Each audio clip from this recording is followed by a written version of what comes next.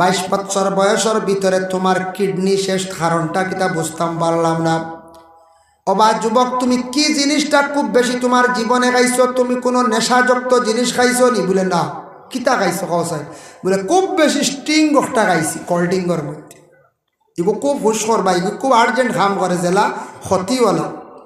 কেমন খাইছো? বলে রোজ 2, 3টা 4টা আমি খাই। কেমন দিন থাকি খাও? বলে প্রায় বৎসর দিন থাকি লাগাতার এইভাবে খাই। এটার উপরে আমি অভ্যস্ত হয়ে গেছি, এটারে আমি খুব বেশি পছন্দ করি।